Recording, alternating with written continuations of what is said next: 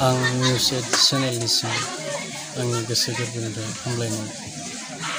बावहरनाय जाबाय आरो आंखौ बे दिनै शिवरात्रि गोथार दिनाव बे शिव मन्दिरखौ अमल बसुमतारी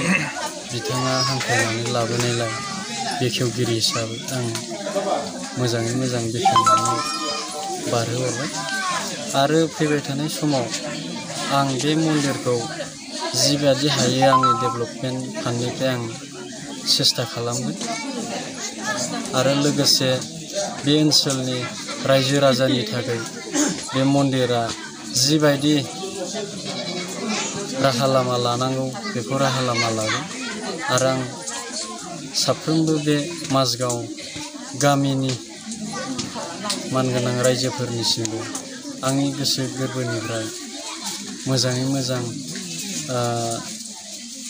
बे मन्दिराव नायनानै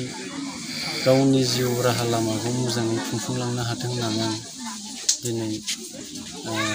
गसाइनाव आर'ज गाबनानै आं साफ्रोमबो फोरमायहरनाय जाबाय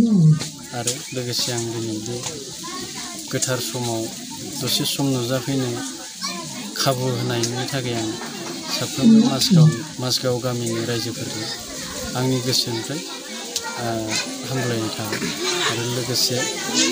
दिनैनिफ्राय बे मन्दिरा मोजाङै मोजां इयुनसिम जोंखोल महरै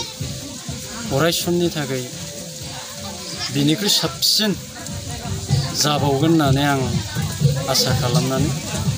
दिनैनि बे फंनैसो बिबुंथिखौ आं होनानै आंनि बिबुंथिखौ एसेयावनो दोनथ'नाय जाबाय। गोजोन्थों।